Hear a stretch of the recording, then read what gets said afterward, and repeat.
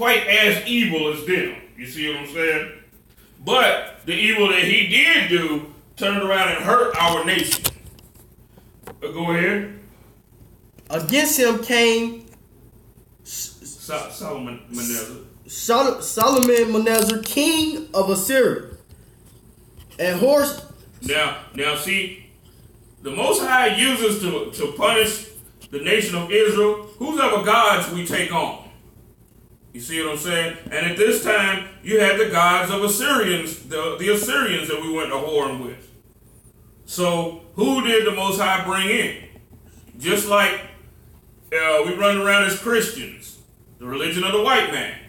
Who did the Lord bring against us? He bring against us the white man.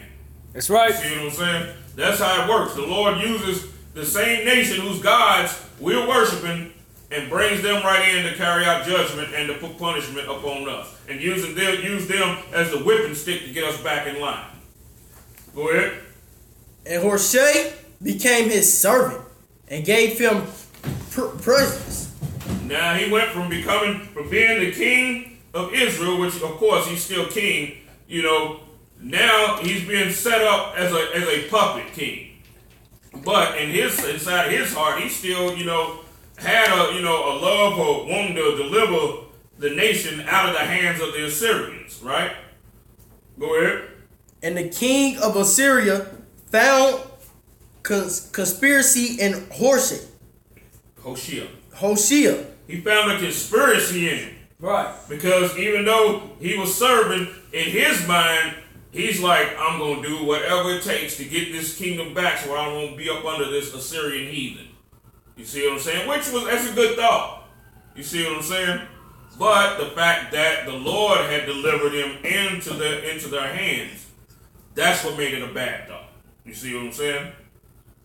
Because he wasn't supposed to conspire against the king of the Assyrians. What he was actually supposed to do is turn to the Lord and let the Lord handle that situation and bring down the king of Assyria himself. You see what I'm saying? Right. And if I could, this is heavy in today's topic, because the same way that he made a league with the heathen back king then is the same way Ephraim and what we do today and what our brothers in Puerto Rico, what all the 12 tribes are doing with the white man. Right. Puerto Rico, instead of being their own people, they decided to make a league with the white man. They want to join in league with the white man, and then you got what you see today. You understand? Well, the Lord punishing you, and now instead of us turning to the Lord, like, Lord, you know, deliver us and send us aid through Commander General Yohana, they still turning back to Donald Trump and trying to appeal to him, even though, you know, they're not supposed to do that. Right. Still turning to Blanco. Mm-hmm. You know what I'm saying? And they know that man is a damn devil. Hell, he's even red. I mean, I'm talking about redder than, you know what I'm saying, redder than a lot of Edomites, you know. This dude, everybody, they all know that he's a straight up pure devil. You know what I'm saying? But at the same time, they still, like what the captain's bringing up, they still crying, ready to cry and beg to him. They act like they hate Donald Trump. Right. You know, they hate him and everything. But all he has to do is just, you know, clench his fist, you know what I'm saying? And then Ephraim back begging again. You see what I'm saying? And also, too, all of the kings of Israel, once the kingdom was split into two parts, was headed by the Puerto Ricans. So, how the Puerto Ricans think, that melts down into all the other tribes, all of the other Hispanic tribes.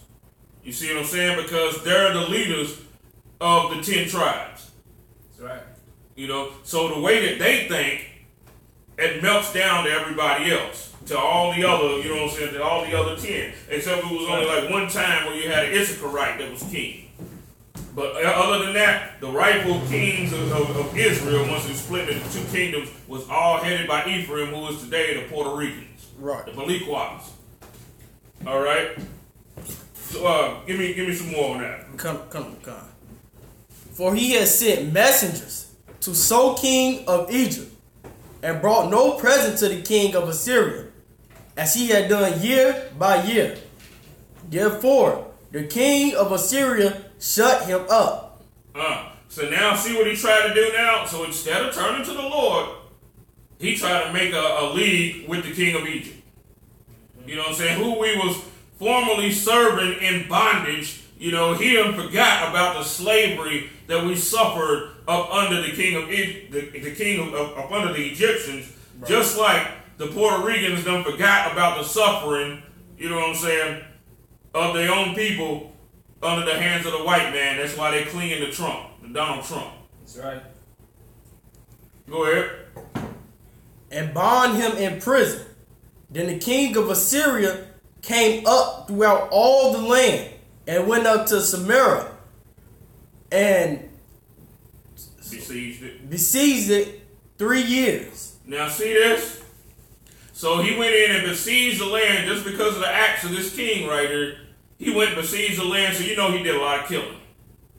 You see what I'm saying? The people, they had to die just because of his little love that he had, for idols and all of that. They had to die behind that. And, the higher up position that a person has, the more the people up under him get affected. So his transgression led to this. You see what I'm saying? Leadership is not for everybody. You see what I'm saying? And if a person is not a fit leader, it's best that they, step down. And I mean, this dude's, his love for the idols and all of that start to cause this. That's right. And start to cause the people, the land to be besieged. They probably done starved some people to death. What do they do when they besiege it? They block it all around, just like similar to what the Romans did.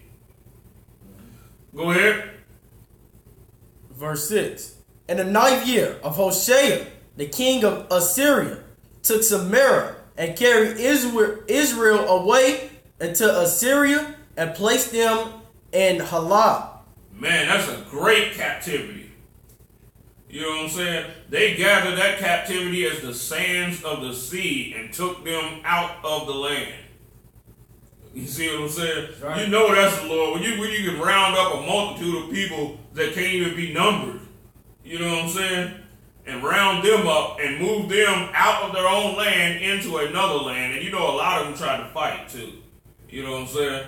Right. So, with them trying to fight, that became, that went to no avail. That, they didn't succeed in that. So, I go here.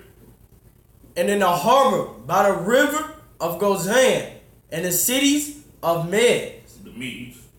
The Medes. Keep going. For so it was that the children of Israel had sinned against the Lord. Sinned against the Lord their God, which had brought them up out of the land of Egypt, from under the hands of Pharaoh, king of Egypt, and had feared other gods. Think about it. What gods were they fearing? The gods of the Assyrians. That's right. Why the Most High moved the Assyrians in and took the 10 tribes away captive. And this also, too, started the big beef between blacks and Hispanics. You see what I'm saying? Because when we were split into 2 kingdoms, they were set up on the Jeroboam. He set up the calves and all of that stuff and led the people one way. And everybody that didn't want to follow up under Jeroboam's way forfeited all their goods and came down into Judah and Jerusalem and stayed there. Also, you had a piece of each tribe. Also, a piece of, all the Hispanic tribes and Gad and all of that went down into Judah with us also. That's why a lot of the, black Puerto Ricans and all that was taken up from Africa also and brought on the slave ships. Right along with their brothers, you see what I'm saying? That's right. Who was already here. Who were already on the Western Hemisphere, rather. Go ahead. And walk in the statues of the heathens, from whom So walk in the statutes of the heathens. You see what this led to? What this is starting to lead to right here? Because a little bit of love for the heathen, it grows. It's just like a damn a yeast or a fungus. You see what I'm saying? A yeast or a fungus, if it's unchecked, what's it going to do? It's going to keep on growing and growing and growing. Right. You see what I'm saying? Such as a little bit of love for the heathen do the same damn thing. It grows just like yeast. You see what I'm saying? Like as the saying goes, a little leaven leaveneth the whole lump. That's right. Like for example, if I could, as in today, the Puerto Ricans, they started out being, knowing that they Rico and Taino and staying close to their roots and stuff like that. Over time now they feel like they're white. Right. They feel like, oh shoot, we ain't like a Cuban or a Dominican or nothing. Right. We're Puerto Rican. They try to make it seem like they're just a set of white people. That's how they over time it then grew to that. Right. So before they had identity and they knew they wasn't, they was down and whatnot. But now Puerto Ricans damn near feel like they damn near white. Especially if they're light skinned. Oh, they shit. You can't tell them otherwise. They'll tell you, I'm white. Right. You sure the hell will. They think they're Spaniard. You think he's a Spaniard and all that. Same way with the Dominicans. But the Dominicans, a lot of Dominicans is, me and Truman the Cosquans color. You know what I'm saying? But still somehow they think that they're Caucasian. Like, what the hell? You know what I'm saying? They one of the worst with that. And they black as hell. Go ahead. Whom the Lord cast out from before the children of Israel, and all of the kings of Israel, which they had made. And the children of Israel did secretly those things that were not right against the Lord their God. And they built them up high places in all their cities, from the towers of the watchman to the fenced city. Man, look at all the stuff that they was doing, like during the time of the Aztecs and all of that. Down in South America. Building all the high places and all of that. They came to this land and start doing the same thing. Wait, it said they built it in the heathen land? They start building this in Jerusalem. I think this is before they was taken out. This is like the reason of why they was taken out in this place. It said in their cities. Go ahead. Oh, so that's all I was going to tell you. What it says? It was in Israel.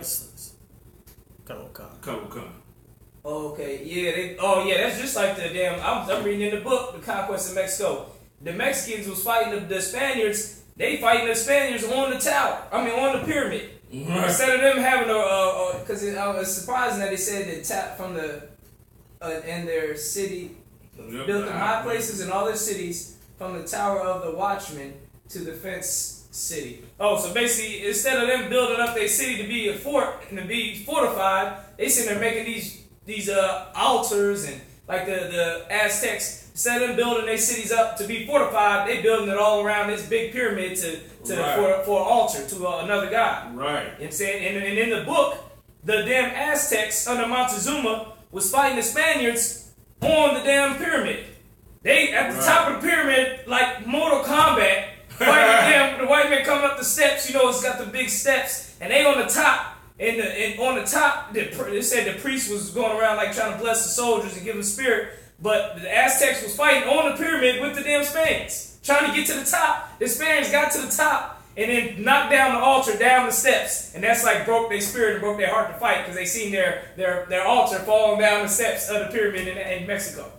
The same damn thing we was doing back then. They was doing it again in Mexico. Right. This is how you know it's the Israelites. Right. Building up the high places. And when push comes to shove, now you stuck with a damn high place to battle. They battling on the top of a pyramid like Mortal Kombat. They said people getting thrown off, brothers jumping off so they don't get slashed down and killed. But they fighting on the top of a pyramid with no falling off, people get thrown off. Right. Instead of fighting in a fortified position because they built something strong for the Lord, like King David in Jerusalem. The Lord is about that type of stuff. He ain't about building some pyramid so you can be at the top of it and do what God knows what. Right. Like how the heathens are. Right. Trying to pray and call upon some aliens. Mm-hmm. I bet you that's what they was doing up there too, trying to call on some extraterrestrial beings to help them in the war against the damn white man. Yeah, when the Lord tell you, these guys that you're serving cannot talk, cannot speak, cannot save you. They can't lift themselves up. The white man finally fought his way to the top of the pyramid, which, it just seems stupid. So he fights his way to the top of the pyramid and throws down the altar down the steps. Right. And then all the men is like, our God, we're destined to lose and die. Right. And, they end up losing and dying in that battle. You know what I mean? And Montezuma ended up dying later on. So that just, and they burnt down other cities and villages in Mexico too, right after that. Just like they did back then. History just repeating itself. And, the Lord just looking at us like, right. You're just doing the same thing over and over again. That's why he just turned his back to it. He don't even look and see how we're doing. They know. Right. We just turn his back all the way to us and forget about us. Right. Because we're doing the same thing. Go ahead. Right. And he don't even want to look upon what it is that we're doing. Mm-hmm. You know what I'm saying? He is repulsive to him. You know what I'm saying? Mm-hmm. So that makes him turn his face. So when he turns his face, then the enemy know, you know what I'm saying? He's not doing this, he's not in the sight of the Lord like that, so he can do what he want to do now. You see what I'm saying? That's what he did. So we built them same high tower, just like the Christian churches. Instead of black people coming together and building, nice, safe, fortified places of refuge where people can go when they need help, or if they house catches on fire, they need a place to stay. Right. That would to build their life back up, or they become homeless or something, or kids, orphans, and stuff like that. Instead of us having our own buildings where we can handle all this stuff as a people with all our emergencies, we turn them into churches. Just high places where you just walk in and it's just all about singing and dancing instead of about being able to handle our nation. Right. We got a government building in every black community. We got a government building. We got a homeless shelter, orphanage, a food shelter, storage place. Everything we got. It's just instead of it being that, it's a church and people are singing and dancing. And you know what? What makes it so bad? Just like that church that's up the street up here, it's got the tower spot in it where they have the bell and all of that, but no watchman, ever. Right. You know what I'm saying? No watchman ever. That's just there just for show. That's the real purpose of it. You know what I'm saying? Right. Hell, in ancient times, there was even archers up on the damn things. You know what I'm saying? Go ahead. Go, I was going to say, and in today's time, we wouldn't have to put a man with a gun up there. We would put a set of cameras up there. Right. So now we know whenever a crime happens in our neighborhood, we got it on camera. And we'll advertise it too. And then people know, I ain't doing no crimes in that neighborhood. Shit, black people got a whole bunch of cameras. They're gonna find out who did everything and come after you. Them UPK guys gonna come after you. Right. You know what I'm saying? But we would have our city, we could defend ourselves and fight for the rights and to do righteousness. Right. But instead, like you said, it's just for show. It's a bell up there, belling at all different times of the day. You don't even bell like 7 in the morning to help people get up. Right. That's what I'm saying. Belling at noon and stuff. It ain't even doing no good for nobody. And then what makes it so bad though, because they see the white man as such the devil and such a witch, you know what I'm saying, that when they do sound that bell, you ever heard the sound of that bell, Cap? Yeah. That damn thing sounds so damn depressing. And what that does, when you bring it and that sound that it makes, puts this depression up on the spirit of the people that hear it in this neighborhood. So now a person is, it was ringing once every 3 hours, something like that. I don't know. This rings at different times and weird times. I don't know right now. Shit. So, you out there, you go into the store, you hear ding, ding, you hear that bell, you're like, oh, and your spirit automatically just, goes down a bit. You know what I'm saying? Okay. But that's one of the witchcraft ways that they keep us in despair. Man, we got them altars to the high places, man. Right. High places in all our cities to other gods. But I just wanted to bring that out because it was interesting to me. That part. Come. Go ahead. Start with verse 10. Come. Verse 10. And they set them up images and groves in every high hill and under every green tree. And they burnt incense in all the high places as they did the heathens who the Lord carried away before them. And wrought if I could, that's exactly what they was doing in Mexico. The Israelites in Mexico. And that's what they're doing in Puerto Rico. You understand? With the Catholic churches. They in their Catholic churches burning incense and all the high places. Got some big white Jesus high up on the wall in the Catholic church. Back then, the Aztecs had it to these fake, made-up gods and stuff like that. So, Israel, we doing the same thing over and over again. Right, that's the whole point, sir. And also, too, notice when it mentions, it says, and they set them up images and groves in every high hill and under every green tree. Now, what used to go on under the green tree was they would abort the children down there. You know what I'm saying? That, the groves symbolize the churches today. You know what I'm saying? And places of worship, which they had groves all throughout South America and all that. You know what I'm saying? And the little Aztec spots, now it's all grown over with all types of thorns and all of that, right? But that's what they would have. They would have them groves and gardens and all that. And up under the green tree is where they would sacrifice the children at. You know what I'm saying? So what is this today? You got the Christian church and abortion clinics. You see what I'm saying? Going hand in hand with each other. The pastors getting paid, getting the checks from Planned Parenthood. You know what I'm saying? Because you ever notice, none of the pastors teach against abortion. Right. If they mention abortion, they will not stay on that subject long. Because then they'll be in peril of getting their check cut off. You see what I'm saying? Some visitor can come through, you know what I'm saying? Which they'll have some new visitors, usually about every week, you know what I'm saying? They don't know who they are, but come to find out he'd be an agent for Planned Parenthood, you know what I'm saying? And be recording what he's saying to make sure that he ain't talking against their agenda so that he, in case they cut off his check. You see what I'm saying? Right. The white man is the devil that the Bible speaks of. That's it. Right. Okay, give me some more on that scripture. God. And wrought wicked things to provoke the Lord to anger. For they serve idols. Wherefore the Lord has said unto them, Ye shall not do this thing. Yet the Lord testified against Israel and against Judah by all the prophets and by all the seers, saying, Turn ye from your evil ways and keep my commandments. Now, who is this people today? Right. We already know who this group is. Right. This is the Isupk. You know what I'm saying?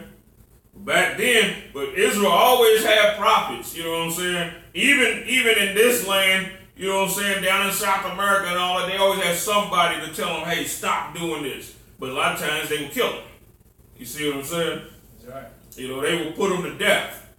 And they would burn them alive. They would put them do horrible things to them. You know what I'm saying? Go ahead. And keep my commandments and my statutes according to all the law which I commanded your fathers, and which I sent you by my servants the prophets. Go ahead in 14. Notwithstanding, they would not hear. Would not hear. But So we can see this spirit when we go out to camp, when we're in Chicago and all of that, you know what I'm saying? We're dealing with a lot of Puerto Rican and Isupk brothers and sisters and everything. Downtown Chicago on the north side, they down there loving the hell out of the damn white man. Right. And they don't want to hear nothing. They got their little shopping bags and all that, We out there and they want to come up against us and all of that. But they ain't trying to hear a damn thing, that we got to say. A few of them, of course, do. But, the mass majority of the brothers and sisters ain't trying to hear none of that. They down there in love with Blanco. You see what I'm saying? And then when calamity hits, now Blanco ain't there. You know what I'm saying? Well, everything seemed to be going good. Blanco there. You know what I'm saying? Blanco got him old, Puerto Rican woman. You know what I'm saying? That's right. He got him old Issakarite woman, and Issakarite Puerto Rican man got him a white woman. Right, everything seemed to be good, but as soon as that calamity hit, then they get to see, that they can't damn stand them and hate their damn guts for real. Right. You see what I'm saying? And we are a forgetful nation. We forget faster than any other nation on the face of the planet. That's right. Every other nation, they remember their calamity. They start to think about where they went wrong, to try and prevent the thing from happening again. But us, hell, you can do one thing that we 7 days. You know what I'm saying? 7 days and we ain't even got a damn remembrance. You know what I'm saying? When it comes to the white man. Right. 7 damn days and we're, what I'm saying? We're through protesting. We're through with all of that. Go ahead. But hardened their necks like the neck of their fathers. They did not believe in the Lord their God, and they rejected his statutes and his covenants that he made with their fathers. And now what makes us be fully set in a thing like this? That little bit of love that we have for the heathen. And another thing too is what we don't understand also is the little bit of love that you have for the heathen. Imagine how it be in your grandchildren. You see what I'm saying? It'll be a lot of love that they will have. Your little, how this sounds a saying go, a trickle starts a flood. Right. You'll have the trickle. Your grandchildren will have the flood. Right. You know what I'm saying? Go ahead. And his testimonies, which they testify against them, and they followed vanity, and became vain, and went after the heathens that were round about them. Now notice it said that they went after the heathen that were round about them. This ain't even just talking about one nation that they went after. Because all the heathens were on, we were surrounded by all the different heathen nations. That's right. So that means they were going after every heathen race it was out there to worship their gods. You see what I'm saying? Go ahead. Concerning whom the Lord had charged them, that they should not do like them. And they left all the commandments of the Lord their God, and made them molten images, even two cows,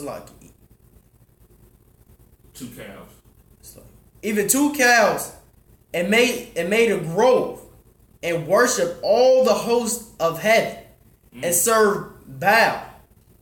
Now think about it. Baal, they serve Baal here also. Where's the chief place where Baal is served at? The Christian church. That's right. What are they doing?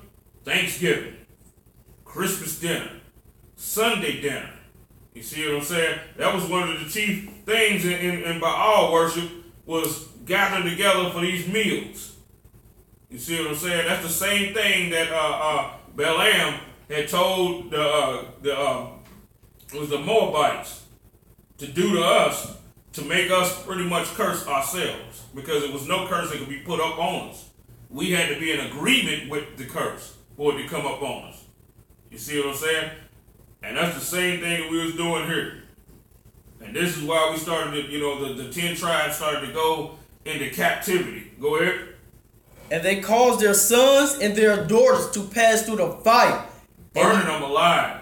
Now, when you go into ancient, like Aztec history and all of that, they would do those kind of sacrifices where they would burn people alive. That's right. You see what I'm saying?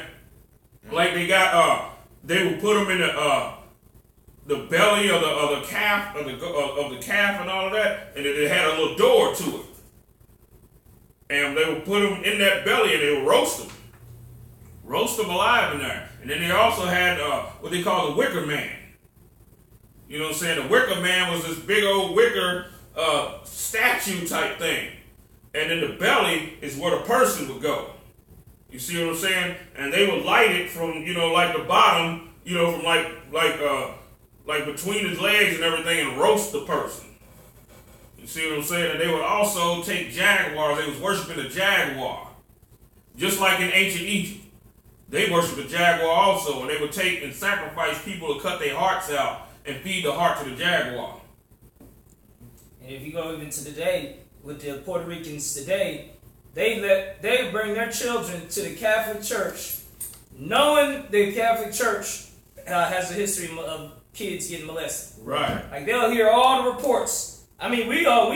It's like a joke now. Like it's like an every household thing now to know that Catholic priests touch on little boys and touch on little girls, but they're still in there. Right.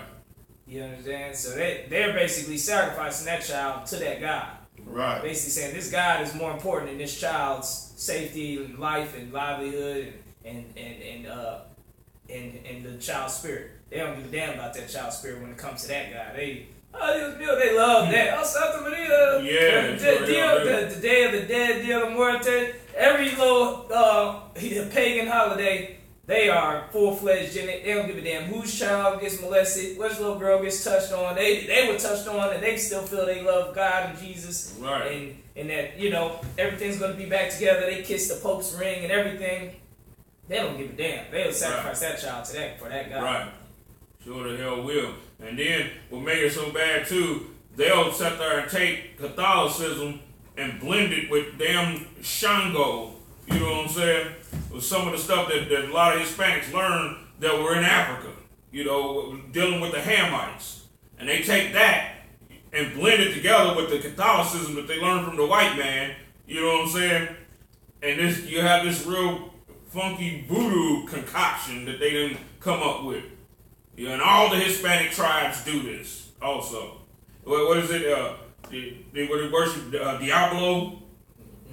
Diablo, and like I said, Dia de la Muerte, which is the Day of the Dead. Right. It's like their Halloween, but it's I don't know what it's all about the dead. They got skeletons running around, and it's like Halloween for them.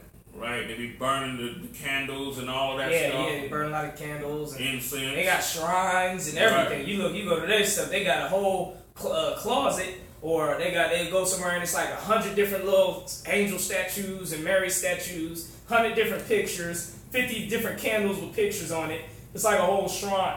Right. Shrine dedicated to that full of idols, full of graven images, full of groves. They got a whole shrines about that stuff in South America. I'm gonna pull up a picture. I'm gonna teach you. I'm gonna pull up a picture. Yeah, read a little more for me. Come on, God. And use division and enchantment. Divination. Also, like use divinations and enchantments. Having the little charms and all that, just like the Gadites got the dream casters. God, you know what I'm saying? They got all types of little charms and stuff that they use. This is supposed to bring healing. This is supposed to bring protection, healing stones. You know what I'm saying? The little jade things and all of that. God. Go ahead. If I could, what's so bad is right now, none of them gods can help them. Right. They seeking the white man for help. Right. And it's basically, why ain't your God helping you? Right. Right. Why ain't your Catholicism God helping you? Oh, that is their God. I guess Donald Trump is their God. Right. So him throwing toilet paper at them is their God. So that's their salvation. Right. After they done starved and half to death. What about all the ones who dead now? I guess their God was their salvation too. See, they trusted no God. And then, you know what? What made it so bad was, I'll bet you some people got so hungry where they was eating toilet paper. Right. You know what I'm saying? And that's probably why that bastard was throwing toilet paper into the crowd as a joke. You know what I'm saying? Because I guess the famines and stuff could get so bad to the time where people will take and eat paper. Just like they eat dirt, things like that. How the Haitians eat the dirt cookies and all that. Right. So if you got paper around, toilet paper around, you know what I'm saying? And people will eat that just to keep from, to curb the hunger pains. Right. Okay, go ahead and give me some more. And sold themselves to the devil in the sight of the Lord to provoke him to anger. Yeah, to do evil. Salat. To do evil. Therefore the Lord was very angry with Israel and removed them out of his sight. There was none left but the tribe of Judah only. Right, which consisted of Judah, Benjamin, and Levi. Now, when the Lord took them out of the land and brought them, into other lands, they came to this side of the world and picked up where they left off. Picked up right where they left off. You know what I'm saying? Go ahead. Also Judah kept not the commandments of the Lord, their God, but walked in the statutes of Israel which they made. And the Lord rejected all the seed of Israel and afflicted them and delivered them into the hands of spoilers until he had cast them out of his sight. Now, what situation are we in now? We're in the hands of spoilers. We're in the hands of the white man. We're in the hands of the Arab man. Right. We're in the hands of the Africans. Right. You know, these are all of these nations that have stores in our neighborhoods are spoilers. You see what I'm saying? Right. That's what they are. They're the spoilers.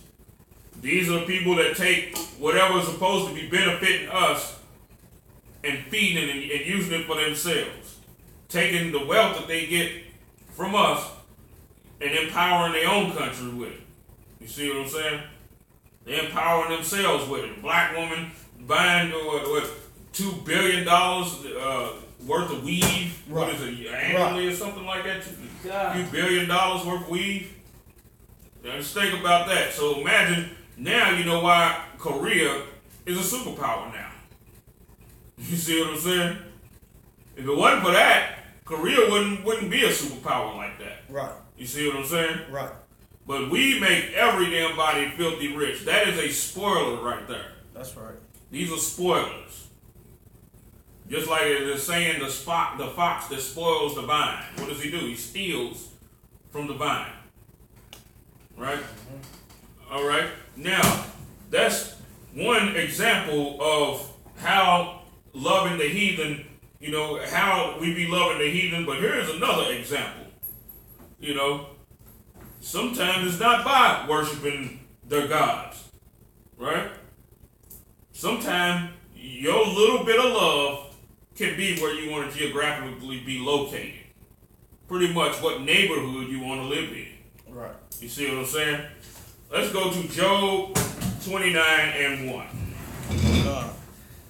And if I could, right here we got all the images of the groves and the high places. You see them shrines, they up high in the house, in the building, you know, up high on the wall. You know, all the idols, Mary, mother of Jesus, and fake Jesus, and you know, the skeleton for the Day of the Dead. Right. You know, all of that different shrines and stuff. The Lord looking at, they worship this stuff. Like, this is God to them.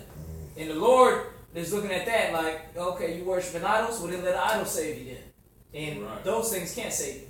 They're just pictures and images. Right. So that's what's going on with South America and our brothers, that's northern tribes, Puerto Ricans and whatnot. That has to be changed. Now, Job was geographically and his friends that he had took on also. Because Job had heathen friends. Right? Now, not only did he not want to be, you know, live in Judah or wherever, now he's in the land of Edom among them, right? Okay, go ahead. Give me 29:1. Job 29:1. Moreover, Job continued his parables and said, "Oh that I were as in months past, as in the days where God preserved me." Yeah, he's looking back. He's like, man, you know, when the Lord preserved me, man, if I was like that again, I remember back in those days, you know, because at this time, Job is now being afflicted. His little bit of love for you know, his little bit of love that he had for the heathens came to this. Go ahead. Verse 3. When his candles shine upon my head, and when his light I walk through darkness. And what is Job talking about?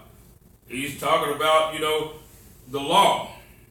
Right? So when his candles shine upon my head, and when by his light I walk through darkness, because, you know, it says that the commandments is a lamp. You see what I'm saying? A lamp, with the lamp, you know, you walking in the dark with the lamp, you can see your path of where you're going. You can see that you're not stumbling, you know what not to stumble over. You can walk around, you can see things. You see what I'm saying? That's it. But now at this time, you know, Job, you know, his vision in this matter is kind of darkened. That little bit of love that he had for the heathen started to lead to this. You see what I'm saying? Go ahead. As I was in the days of my youth, when the secret of God was upon my turbans. Tabernacle. When the Almighty was yet with me, when my children were about me. Because what did the Lord do? the Lord killed Job, had Job's children killed. You see what I'm saying? That's right. Because see, as a saying, the father eats the sour grape. And children's teeth are set on edge. You see what I'm saying? So when a person's teeth is set on edge behind the sour grape is like vinegar. You know what I'm saying? So what happens is it makes the teeth like, sensitive. So with the father eating the sour grape, now the children have to suffer for it. That's why Job's children had to die. You see what I'm saying? Behind that little bit of love. You see what I'm saying? Go ahead. When I went out to the gate through the city, while preparing my seat in the street, the young men saw me and hid themselves. And the aged arose and stood up. The princes refrained talking and laid their hand on their mouth. So now Job was the same kind of man at this time as what a lot of us was during the time of the Dark Ages. You see what I'm saying? We became chiefs, nobles, knights. That's right. You know what I'm saying? All of us was in royalty. You see what I'm saying? But we wanted to be so liberal with sharing knowledge. You know what I'm saying? With the heathens. We taught them how to get the diseases off their ass during the time of the Dark Ages.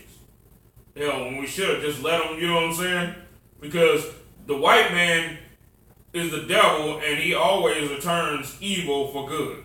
Always. That's right. You see what I'm saying? Think about it. The Gadites taught them how to live off the land. Right. How did they repay them? They repaid them by killing them. Right.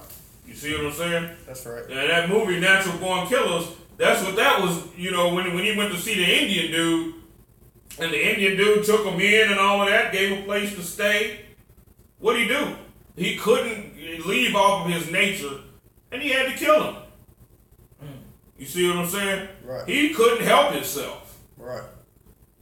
He was the exact representation of the white man's character. You see what I'm saying? That's right. And then after he killed them, he felt all sorry and all of that. That's the same spirit Cain had. He was sorry that he killed Abel after he killed him. You see what I'm saying? But did he? Hell no, he didn't stop. He went on to become a murderer on the earth. You see what I'm saying? Right. Well, that's the same situation with the white man. That's right. You see what I'm saying?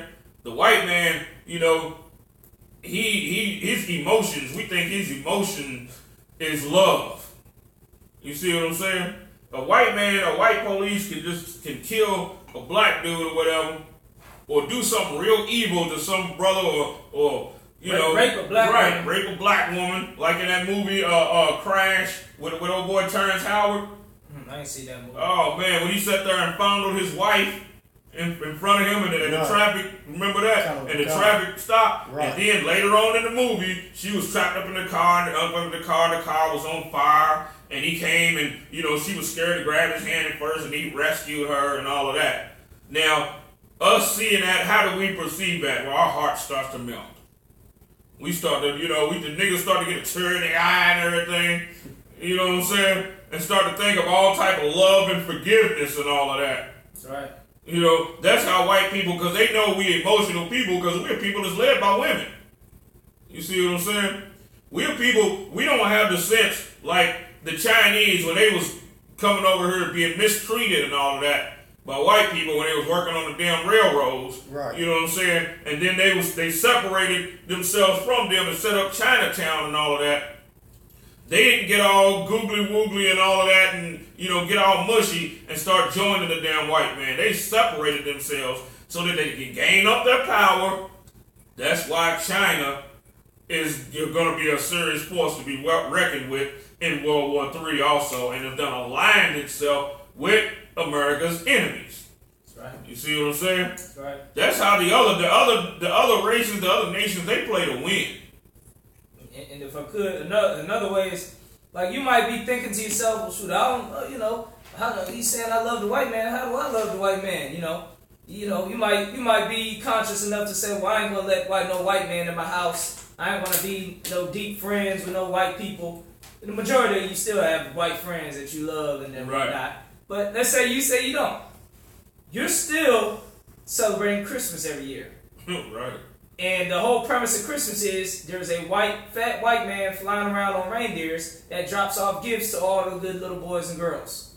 So you still celebrating that in your house every year, saying Merry Christmas, hey, Merry Christmas. Right. Basically worshiping the white man, even though you say you don't love him. Right. You basically, saying, hey, the white man's going to come around and give us all gifts. Hey, everybody be happy. Let's celebrate. You still basically loving the white man. Same with, like the brothers is figuring out the flag. Brothers to kneel for the flag. They like, this is America. It's built on this type of stuff.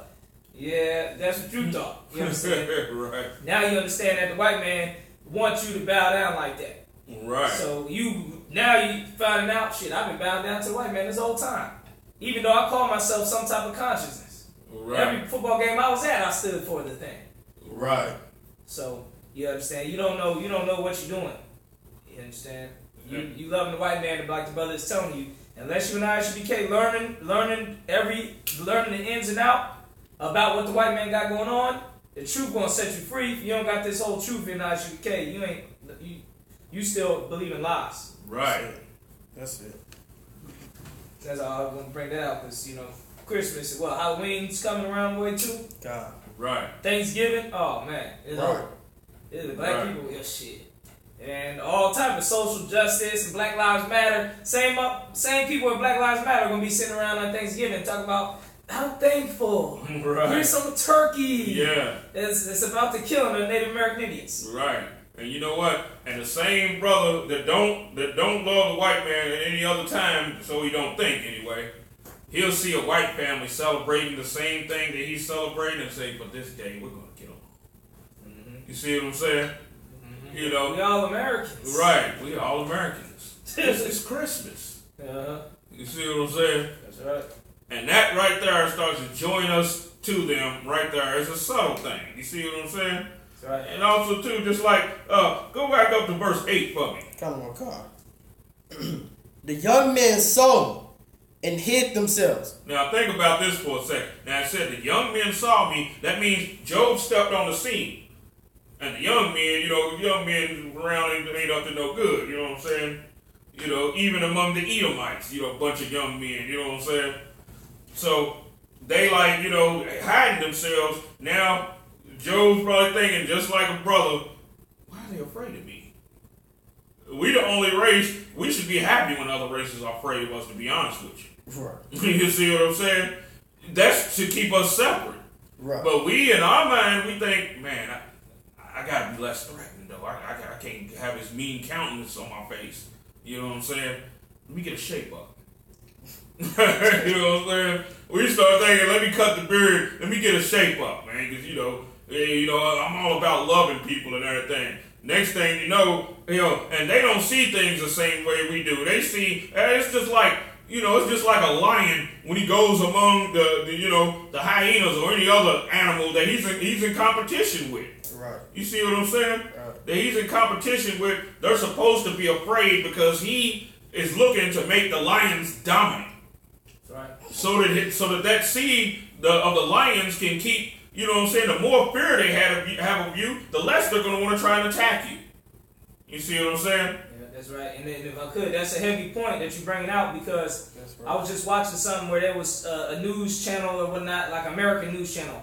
And it was like a little educational video. And they were talking about deterrence, what a deterrent is. And they was explaining it, America needs to keep a military deterrence and keep all type of deterrence to deter people from attacking us. You know what I mean? And then they know, we also have to have credibility that if we are attacked, that we're going to respond to the attack. And we can't make empty threats. And everything like that in different ways, America does attacks and deterrence by cutting off your money. Like the scripture says, you can't buy or sell. That's what the white man would do. He would make it where you cannot buy or sell. Right. That's what that means. He's talking about nations, not like a person buying some chips. He cut off all the Cubans from buying 1 million Doritos. There ain't no Doritos for all of Cuba. You understand? He'll cut that off for buying and selling. So that's what America does, and that's what the military. That's a military wise thing to do. Right. Have deterrence. Now, if you all, loving Christmas gifts and all, and celebrate, bowing down to Catholicism and the Pope, well then shoot, they already know. Well, if he have me cause any static, I'm just gonna bring the Pope around. Right. And see, it's another thing too.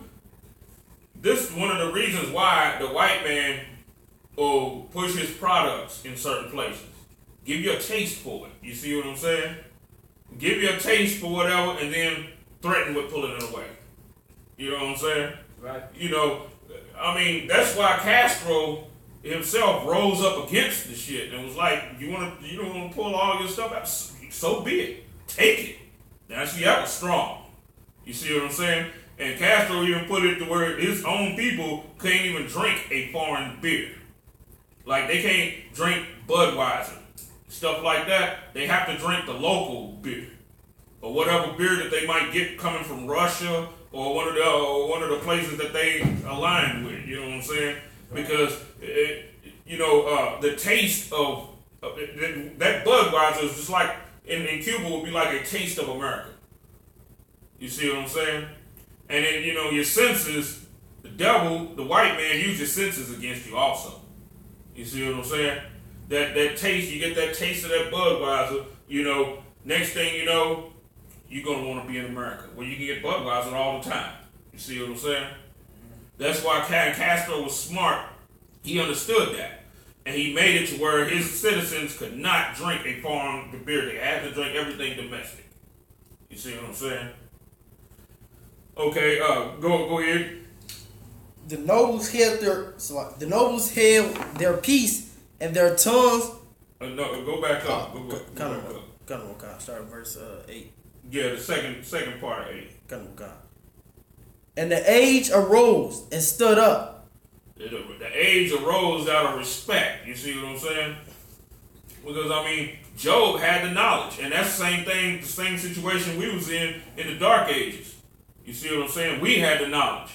So all the Edomites, you know what I'm saying, that we started to become friendly with or whatever, they don't want to attack right out. They want to find out what it is that you know first. They want to find out, just like with Samson, tell me where that great strength lies. You know what I'm saying? That's how the white man started to get a lot of his technology and everything.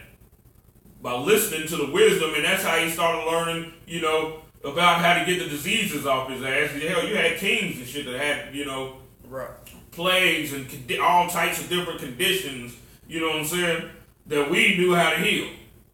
You see what I'm saying?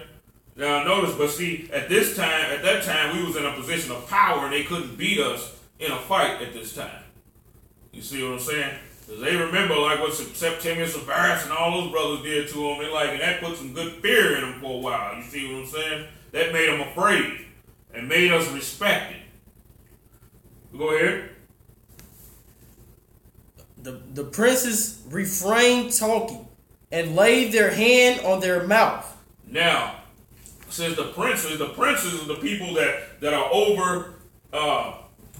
When we think of a prince under this American, from American perspective, we think of some gay dude running around, running around in pleasure all the damn time and all that, some type of punk, creamy dude. Right. But a prince is a man that's actually over, certain tasks and duties, and he's supposed to be a defense of the people. The prince is, who a lot of times, like Joab, was one of King David's princes, and he was the captain of the host. Then you had another one. He was a prince. He was over the oil. You know what I'm saying? All the oils and how they produce it. His responsibility was over that.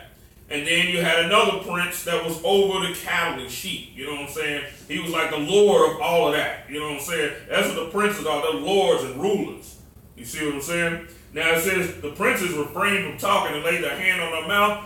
Why is this? Not because they loved Job or because they loved us when we was in power, but because they wanted to hear what we had to say so they can sit there, take it, and go back to the lab, you know what I'm saying, and talk about it and try and come up with, you know what I'm saying, pretty much taking knowledge and intelligence, you see what I'm saying, gaining that and just waiting for their opportunity to strike. Right. You see what I'm saying? Now with them getting the diseases off their ass and all of that, you know what I'm saying? Now they're healthier. You see what I'm saying? Because while you're sick, you really can't fight anything. You see what I'm saying? Okay, go ahead. The nobles held their peace, and their tongue cleft to the roof of their mouth. Now, we're such a compassionate people, though. We see that these people, and they quiet, they get quiet, and as soon as we speak, as soon as we say something and everything, you know how we'll start to process that? We'll start to process that as being love. You see what I'm saying? Right. We'll start to think that them fearing us, and then when we say something, they listening to what we're saying, we start to thinking we can bring them into righteousness. You see what I'm saying? That's where that whole concept of saving the Gentiles come from, saving the Edomites, saving the heathens and all of that. Proselytizing them and all of that stuff. You see what I'm saying? And that eventually, that little bit of love led to them calling themselves us and us calling ourselves niggas. And if I could, this go all what we do now is goes all the way back to when we first got out of Egypt.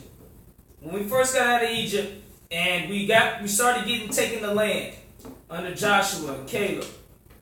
What did we do? We left, instead of eradicating all the heathens, all the Africans, killing them all off, we always kept leaving a amount of them. We always kept leaving them there, leaving them, sparing their lives and sparing their cities and stuff like that. So when it was all said and done, after the war was the wartime was mainly over, now we got all these heathens all around about us that the Lord told us to utterly wipe out. Right. So then the Lord said, well, since you didn't utterly wipe them out, they're going to be a thorn in your side and cause you to fall to their gods. Instead of doing what the Lord originally said, which was cut them all off. Right. You understand? Sometimes the brothers ain't hardcore enough to serve the Lord. You understand? That's what it is. The Lord is hardcore. But you ain't hardcore enough. You thought you was hardcore. You thought, yeah, I'm a militant black man and I love my people. But if it was up to, when it comes down to it, you don't really love your people like you think you do. Right. When it comes down to it, you actually love the other people too. Right. You understand? Or when it comes down to it, you like, well, shoot, I'll take a righteous white person over a wicked black person. Right. You got all these black people, they wicked too. Right. You understand? So you like, well, you believe in some good white people out there, but you don't say, oh, well, there's some good black people even among the wicked black people. Right. You don't feel like, oh, the wicked black people, they can turn a new leaf. Right. You understand? But the so-called good white people, they can never be good. Right. But, just overall, that's what we did. We left all them heathens alive. We didn't kill them off. We didn't take them and move them out of the land. We just had so much love and mercy and kindness towards them. Right. And the Lord is not like a man. The scripture says his thought is not man's thoughts. To you thinking, well, we did kill most of them, we might as well cool it down now and take a breather and not. I don't know what was on our mind back then. Right. It's basically probably the same thing that's on our mind now. Right. We shouldn't kill them all. They got money and wealth, or you want all white people to be in chains and slavery and die? Right. You don't, they thinking, they want some of the wealth that they got. Right. Whatever's on all the weakness on our minds, we just not hardcore enough to serve the Lord. Right. That's why the men of Isupk are the way we are, because the Lord is hardcore. We the only one strong enough to be serving the Lord. That's right. You know what I mean? Like, brothers are so weak. Right. Right. Too much love for the other nations. Right. We'll see that. Oh, look at the high fight. He got on fringes. Yeah. You know what I'm saying? Something that simple. We think we're counting for righteousness. You know what I'm saying? It don't take much for us to sit there and want to take in the heathen and call him righteous. You know what I'm saying? We'll think that the white dude we used to smoke weed with, we'll even account that to him for righteousness, saying that he's a good white person and he's better than most niggas. Shit, you got some Hispanics and Native Americans and black people about to say Donald Trump ain't all that bad. Right. He did some help for Puerto Rico. You barely know what help he did. Right. You just assume that he didn't went in there and solved all the problems and shit. Right. But, now you got some Hispanics, blacks, and black people. Donald Trump ain't all that bad. Right. Yeah, that'll gave you a cookie syndrome. You'll turn into cookie. What does the scripture say? A gift destroyeth the heart. That's right. That's right. It's better. Puerto Ricans better off. She's going to seek out the Lord and go seek out the other 12 tribes. Go see Commander Johanna to do the job. That's right. How about that? How about you, Puerto Rico? You still got planes and stuff. Why don't you just send them planes to the black man and Hispanics and Native Americans and Isupk? We'll come over there and do everything we need to do over there for our people. Right. We'll go over there, teach them, raise them up, and all that. That's right. You understand? But instead of turning your love to the white man, but like I said, now they about to start saying Donald Trump ain't that bad. Right. They sure the hell are. He do one little thing or allegedly do one thing. Right. They gonna say that he did do this, he did do that, and they'll keep bringing that up too. Next thing you know, they'll end up mad at anybody that say Donald Trump is evil. Mm-hmm. You know what I'm saying? Mm-hmm. They be ready to fight you. Mm-hmm. You see what I'm saying? Right. When before that nigga was running around with a fuck Trump shirt on. Right. Just a year earlier. You see what I'm saying?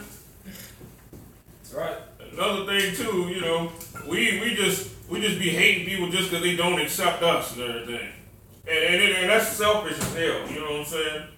Just because they don't accept us as an individual, you got a lot of brothers that's militant only because they figured that the white man, hasn't done them right.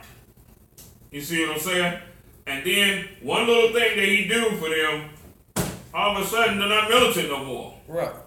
That's how they got us during the civil rights movement and all that. That's right. What did they do? They took all our damn businesses, all our businesses was wiped the hell out. Right. And we crying and all of that, and they gave us jobs. Gave us civil rights. Right. They gave us jobs, and we shut the hell up. Right. You know what I'm saying? Gave us temporary, not even thinking about the fact that we done lost the damn businesses, all the businesses that we had where we could be providing jobs. That's right. Instead of begging for one, you know what I'm saying? Right. We just settled for that. You see what I'm saying? Let me get back to the scriptures though. Verse 11. When the ear heard me, then it blessed me. And when the eye saw me, it gave witness to me. And that's another thing. White person tell you righteous. That's a man of God. You know what I'm saying? The white man say that, well, boy, that'd be like the greatest compliment only because it came from him. You see what I'm saying? That's right. 10 black people could tell, you know what I'm saying, yeah, you're a man of the Lord, such and such. Let one white person say, I seen one fake Israelite group, right? Right. They was out there teaching, and one white dude, he was talking about who the children of Israel was, and one white dude said that he know that blacks are the children of Israel. This dude gets off the podium, that their leader gets off the podium. He's like, whoa, what did you say? Say that again? Say that again? If a nigga said it wouldn't mean shit. Right. You know what I'm saying? But since this young white man said it, all of a sudden the whole show stopped. You know what I'm saying? God. Next thing you know, that same group has white people in their congregation. Right. And white people know it's that damn. It's that simple. That's all I got to do is say blacks is the Jews. Next thing you know, he'll have a high esteemed position just because he said that. He ain't got to do nothing righteous. That's all he had to do is say the Jews are black. You know what I'm saying? All of a sudden, he becomes one of the elders. That's right. You know what I'm saying? Yeah, I think it's like if I could. I think I seen that in one of our enemy groups. They ended up having Arab teaching and stuff. Arab was teaching. Same group. Same group. Same group. The Arab probably came up and said, "I know you're the real children of Israel." Right. And they put him as a teacher. He became the chief teacher right after the main guy. Sure the hell did too. And then what make it so bad is you could tell that the spirit really ain't in him to teach. Right. Just like with the other enemy group that go over to Ghana and all that and flatter them, you know what I'm saying? And that's another thing that we want to do too. A lot of brothers get the knowledge and they like, well, the Africans is our people too. Africans is our people too. But they don't love the brother that live right next door to them. Right. But they ready to take their ass over to Africa. Right. And Africans look at us just like we so damn stupid. When we in groups and all that, I be getting inboxes from Hamites. You know what I'm saying? Asking just because they know that I'm part of an organization, you know what I'm saying?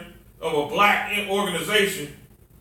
Asking, can you donate to, Uganda or whatever the hell. Right. Or one of them little strange little places, you know what I'm saying? You know what I'm saying? They do that. The orphans in wherever the hell. They do that because they view us as being that dumb. They view us as being that stupid. Right. You know what I'm saying? And the only thing they want to do is damn take. And they especially get these dumb sisters. Oh, man, they get these sisters. These sisters hook, line, and sinker. You know what I'm saying? That's right. I know a sister right now, you know, she appreciates what we do. Right? So she say. She appreciates what we do. Strong black men. Strong such and such and such. But she won't give a donation to us. But she'll send it over to some Hamite in Ghana. She'll surely do that.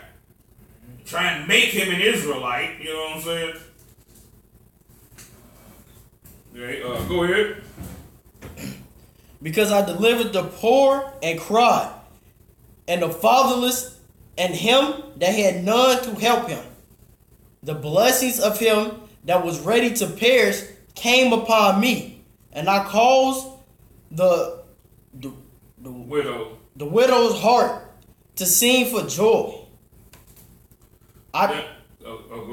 I put on righteousness, and they had clothed me.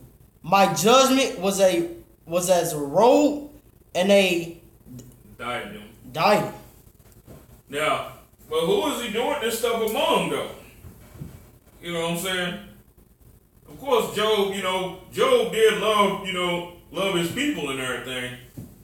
But what happens is, you start to love them a little bit. All of that love that you have for your people starts to shift. You know what I'm saying? Just like the ones that love the Hamites and everything, the resources. Now just think about it. If you got 10 sisters that's, or brothers or whoever the hell donating to Uganda, knowing that they are Israelite and all that, you see what I'm saying? What's going on? They love being an Israelite. They say they love their people and all of that. That love that they have, that they say that they have for their people is now shifting to somebody else. You see what I'm saying? And as soon as you say something about it, now they pissed off at you. Now they'll find problems and faults with the Isupk, but won't find one damn problem with that orphanage in Uganda. You see what I'm saying? Right.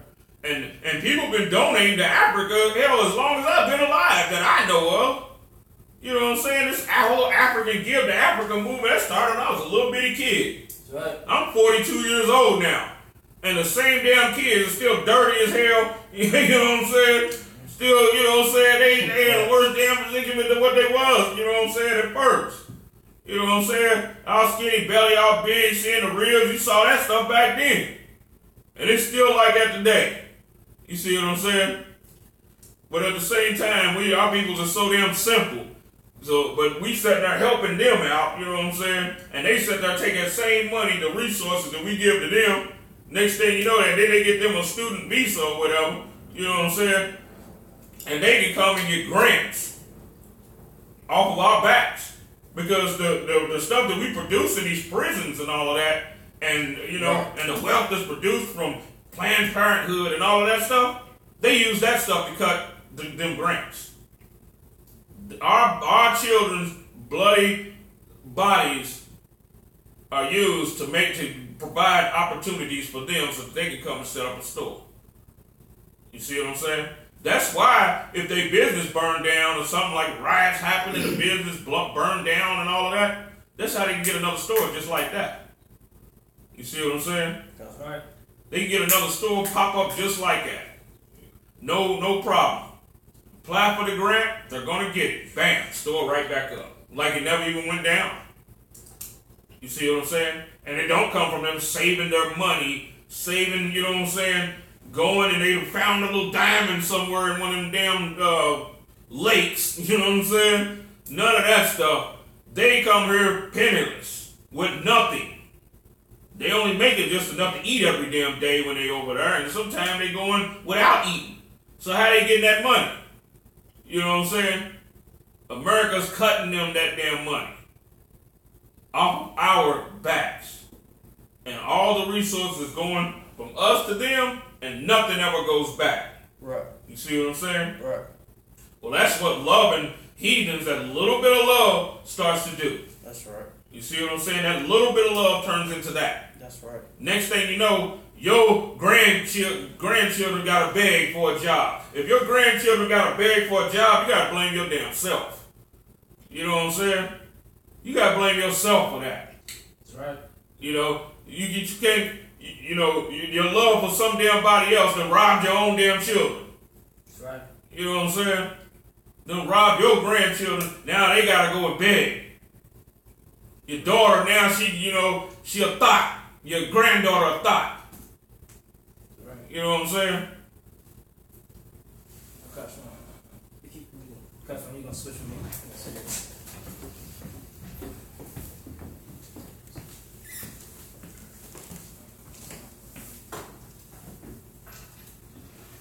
Okay. Now what we're gonna do? Let's go into verse.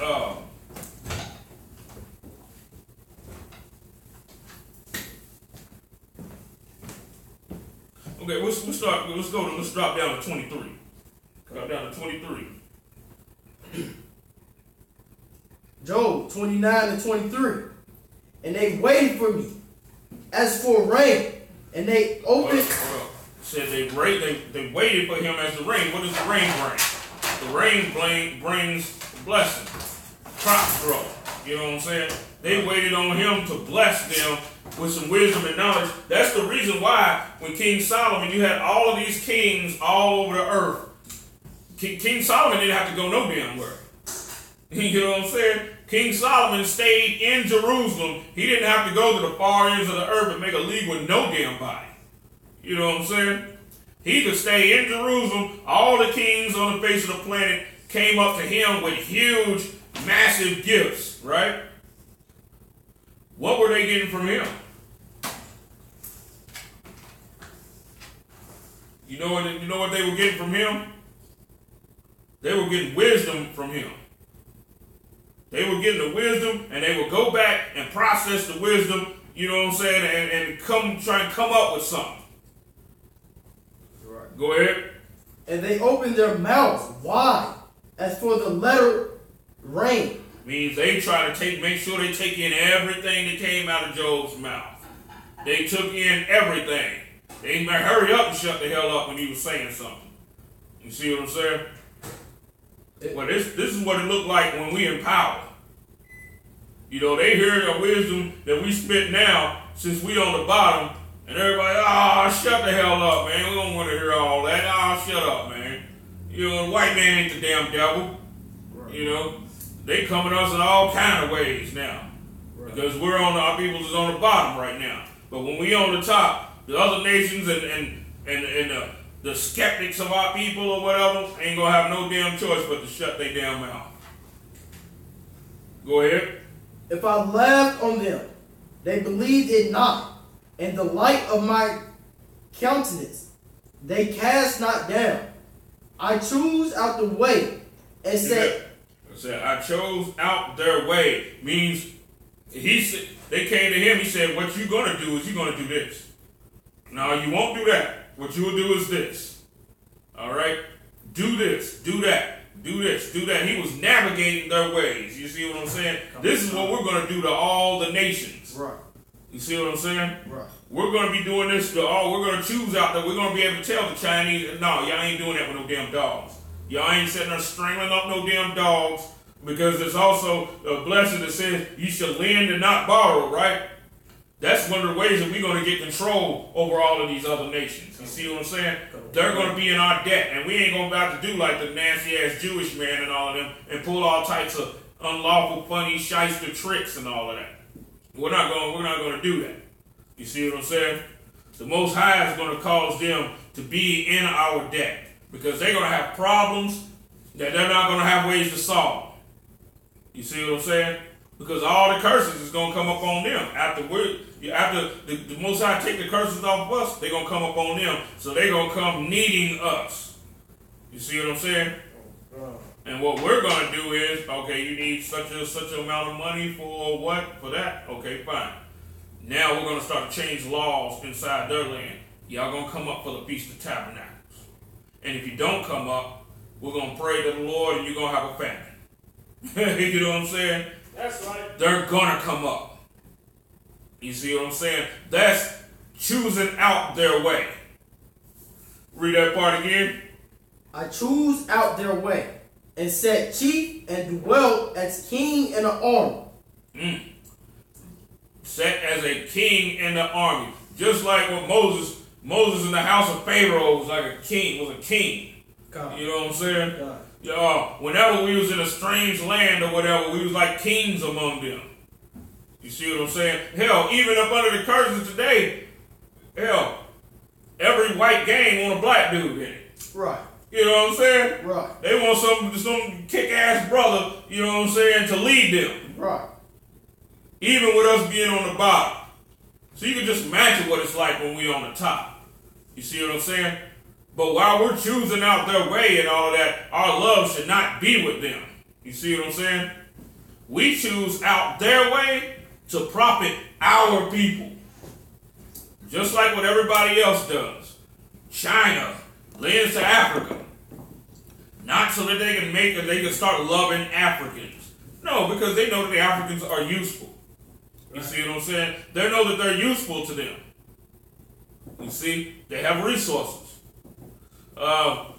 They have places that they can set, bases and embassies and all of that stuff that will give them direct line to the Americans. You see what I'm saying? They're profitable as far as, certain resources. They have armies that they can use without having to use their own men to fight. They can sit there and take the leaders in Africa and be like, hey, won't you send me 5,000 soldiers to such and such and such, without having to go into their own men. You see what I'm saying? That's a strategic mind right there. That's how strategy people think. Using an ally who's, lightweight in enemies' resources to benefit you, so that you don't have to use your own. You see what I'm saying? Right. Instead of you going to war, you say, well, since we gave you all of that and we put that money into this city, what we want is 10,000 soldiers to fight against this other group that's trying to take the resources that I'm trying to keep and lock down. Okay, right. And that's what he said. He said it in his own language, Khan. You know what I'm saying? Right. And then goes and attacks. You see what I'm saying?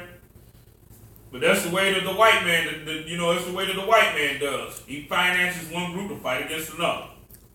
And then he'll turn around and finance that group, you know what I'm saying? So that he gets control over both groups, both lands, you know what I'm saying? Right. Well, we will have this type of control.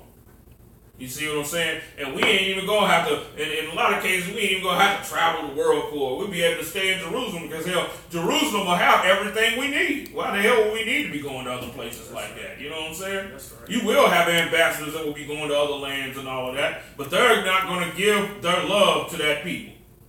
You see what I'm saying? And if they do seem to be giving their love to that people, they will be checked by the person that's in authority over them. You see what I'm saying? To make sure that no resources, you know what I'm saying, or our children's inheritance don't go shifting to another nation. Right. You see what I'm saying? Right. That's wise dealings right there. That's right. You see what I'm saying? Okay, now go ahead. Now let's go into let's go to 25. Read 25 again, and then go to verse 1 of 30. Come on. I choose out your way, and set chief as well as the king in the army, as one that comforted the mourning. Then go ahead into verse 30. Come on. Read this part strong. Go ahead. But now. Okay, stop right there. But now. That's strong right there. He's like, damn. He's like in amazement on this. You see what I'm saying? He's like amazed. Go ahead with that. But now, they that are younger that I have been. Hold on. Let me read this part right quick. But now, they that are younger than I have me in derision. He's like, damn. You know what I'm saying? He's like, I did all of this stuff and helped this people out. You know what I'm saying? But now they that are younger than I, what does he mean by that? What he means is they that are younger than I, because Jacob, you know what I'm saying, got the birthright. You see what I'm saying? And just like the Lord said, Israel is my firstborn. That's right. You see what I'm saying? That's why Job is using the metaphor of saying, they that are younger than I have me in derision. Talking about the other nations, you know what I'm saying? Because he's of the seed of the firstborn. You know what I'm saying? So he's saying the other nations got me in derision now. You know what I'm saying? He's like, damn, now the world's upside down. Go ahead. Who fathers I will have disdain to have set with the dogs of my flock. Who is this talking about today? You know, Truba, what stock, what family of the earth is this talking about today? So like when we ask, Go ahead, quick. the Israelite. No. It says, whose fathers I would have disdained. He wouldn't disdain to have Israelites as his servants. You see what I'm saying? But he said he wouldn't even say this group is so foul, he wouldn't even put them with the damn dogs of his flock. You know what I'm saying? Yeah, go ahead and read that part again. Who fathers I will have disdain to have set with the dogs of my flock.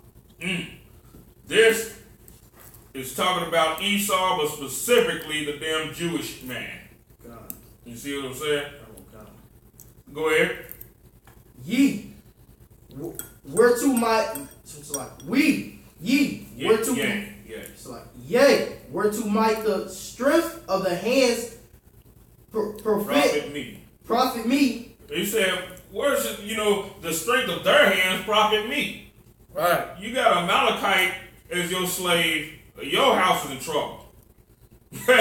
You know what I'm saying? Right. Just like the one dude that tried to come up to King David, you know what I'm saying, with King Saul's head. You know what I'm saying? It was like when he took King Saul's head off, and he was like, and King David asked him, like, who are you? You know what I'm saying? He's like, I'm the son of an Amalekite. And King David already knew, fall upon him. Because King David knew, for one thing, he put his hands on the Lord's anointing.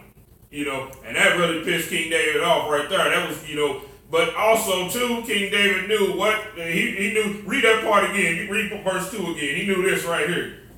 Yea, whereto might the strength of their hands profit me. And whom I want you to read that like it's a question though, like you in nigga terms. You know what I'm saying? You know how niggas speak. You know what I'm saying? Right. Ye. Yeah. So like, yea, whereto might the strength of thy hands profit me. Yeah, he said, where should the strength of their hands profit me? What are they good for? They're actually good for nothing. To be honest with you. That's right. They're not good for anything. As a matter of fact, that's one of the reasons, just like what General Yohana brought out that time, he said every race on the face of the planet has a place in the ecosystem. Everybody's good at something. You see what I'm saying? Every race is good at something, just like every animal. Every animal has a purpose. You see what I'm saying? The bees produce honey. You know what I'm saying? Even animals that you don't think of have a purpose. You know what I'm saying? The damn spiders produce silk. You see what I'm saying? Certain type of spiders produce silk. You see what I'm saying? Certain type of animals attack another kind of animal to make sure that crops and stuff grow right. Because if they didn't, then that insect would eat up all the crops. Right. You see what I'm saying? Right. So that's his place on the earth. Chinese can produce rice. You see what I'm saying? God. Everybody love rice. Right. That's right. You know what I'm saying? They produce rice, plus they multiply because the name of Moab means seed. So it's a lot of them. So if you got Moabite slaves, you can just have rice just coming in and all of the Moabites harvesting the rice for you. Because niggas, we love beans and rice, chicken and rice. Right. You know what I'm saying? And we can have them bringing it all down. You know what I'm saying? The Arabs have their place. That's why the Arabs, they're real good with tending the flocks and sheep and camels and stuff like that. That's why when you go into Isaiah, it says, it talks about the Arabian, keeping the sheep and all of that. You know what I'm saying? The Arabian serving in keeping sheep and livestock and all of that. That's one of their places in the earth. Keeping the camels good and strong. You know what I'm saying? That'll be their place. But then, the Amalekites' place on the earth, where in the hell was his place at? Right. What was he good at? He's good at one thing. Let me tell you one thing that he's good at. He's good at stealing. You see what I'm saying? Just like when we went to war, during the time Judah went to war with the Philistines. What did the Amalekites do during the time of King David? They went in and robbed all the cities of Judah and of the Philistines. Remember, they were spread out on the earth, rejoicing and singing and dancing. You know what I'm saying? They had all the wealth. And King David came through with those 400 men and said he smoked them and cleared them to the twilight. You know what I'm saying? And took all their spoil and all of that. That's what the Amalekites are good for. That's their thing. That's why the Lord said to remember what Amalek did. You know what I'm saying? And to put him out from under heaven. That's right. Means to kill all of them. When we come into power, when we're in the land, and we at the top, and we settled and everything, sitting back, drinking wine, you know, me, you, and Cap, and you know what I'm saying, Captain Marquardt, and General Hyman, and all them. And then, you know, at that time, Captain Kapaz would probably be like, let's remember Amalek. Right. You know what I'm saying? Like, yeah, that's right. You know what I'm saying? Because it said when we were relaxed to do this. You know, when we sat there, you know, not even when we had a wartime. You know what I'm saying? The Lord said for us to remember them then, when we had a peacetime. And go and take his behind out. That's right. You see what I'm saying? You put the war clothes on, put the breastplate on, you know what I'm saying? And go to war at that time. Because see, another thing too, if we don't do that, and we sat back and we relaxed, and we forget about the commandment of the Lord when he said to do that, they'll catch us right when we at our weakness, when we stunt. Right. You know what I'm saying? That's right. And invade the cities, you know what I'm saying, and kill so many of us, you know what I'm saying? Of course the Lord will bring us deliverance, but hell, we've been lost a few thousand brothers and sisters because of that, because we slept on that commandment. You know what I'm saying? Oh, God. Right. So, you know, that's why the Lord said to do that. Just like what they did when they just smote us in the hinder part, you know what I'm saying? The people that was behind, you know what I'm saying? The people that wasn't the warring men and all of that, they went to go and attack them. You see what I'm saying? That's right. That's why Job said here, yea, whereto might the strength of their hands profit me. You know what I'm saying? Their strength don't profit anything. And then it said, in whom old age was perished. Because what are they going to do in the earth? They're going to waste away. Right. You see what I'm saying? That's right. They're going to waste away in the earth. Because that's the name, the definition of the name Esau anyway, is wasted away is he. You know what I'm saying? That's why Job said here, in whom old age was perished. Okay, go ahead, give me verse 3. Yeah, go ahead, verse 3. Verse 3. For what and famine were solitary. 13th tribe. The book of 13th tribe. When we was at the top, they were living like this. That's how they became the Khazarian Empire and all of that. And as a matter of fact, they even had a dude that was another Edomite that was Esau that wasn't doing as bad, you know what I'm saying? He went and was taking records of them and met with like their king and shit, and said the king had lice in his garments and was eating the lice and cracking them with his teeth. And was eating the lice out of the folds of his garment. Dang. And said, he asked him why he was doing that, right? And the king said, because it's good.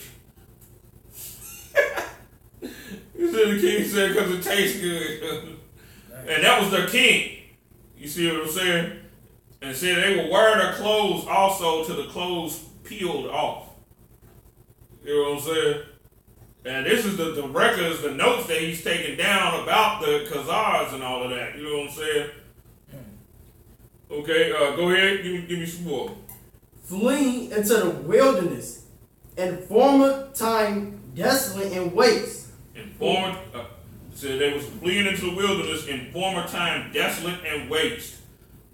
Caucasus Mountains. You know what I'm saying? Up in the Caucasus Mountains, you know, grunting and shit. You know what I'm saying? Eating little berries and shit like that. You know what I'm saying? It was resulting to cannibalism. You know what I'm saying? Right. But at this time, what condition was we in? We was on top at this time. God. You see what I'm saying? This is a time when we was totally separate from them. You know what I'm saying? Before that little trickle of love started to come in. You know what I'm saying? And next thing you know, everything started to flip upside down. And they came to the top and we came to the damn bottom. You know what I'm saying? Go ahead and read that part again. Fleeing into the wilderness. Go ahead, hit verse 3. For want and famine, they were solitary, fleeing into wilderness. Now notice it said they were solitary, right? God. No other race wanted to deal with them. God. You see what I'm saying? No other race. They were fugitives. They became fugitives on the earth at this time. Also, all of their confederates that they used to try and come up against us fled from their ass. For one damn thing, they had so many damn diseases. Who the hell wanted to be around them? Right. That's one of the reasons why they had to live in a high altitude. Right. You know what I'm saying? They had to go to a place where high altitude, because you're in a high altitude, is colder. Right. And so diseases don't hit you as bad. You see what I'm saying? Go ahead. Fleeing into the wilderness and former time desolate and waste. Go ahead in verse 4. Who cut up mallows. Who cut up mallows by the bushes. Look at this stuff. So what does that mean? You see the movie A Quest for Fire. You know what I'm saying? They were cutting up mallows by the bushes, and read the second part. Juniper. And juniper roots for their meat. What were they doing? Eating the little herbs and all of that. You know what I'm saying? Eating, grunting. They couldn't even talk. Damn. You see what I'm saying? Now, you want a precursor to this? The precursor to this is when the Lord dethroned Nebuchadnezzar. And remember it said he made his fingernails to grow like eagle's claws. And made his hair on his body to grow like eagle's feathers. Real thick, right? And it said it made him eat grass like the oxen, right? God. Read that part again. Verse 4. Who cut up mallows by Mallows. Who cut up mallows by the bushes and juniper roots for their meat. They were eating it.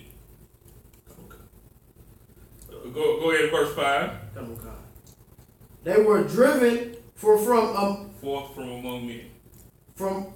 They were driven forth from among men. Means they was driven forth from among men. What happened with Nebuchadnezzar? He was driven forth from among men, right? For that 7 years, when he had to live like a beast, like an animal. You see what I'm saying? Right. And the white man is so full of cursing, right? You make a white man a fucking motherfucker, right?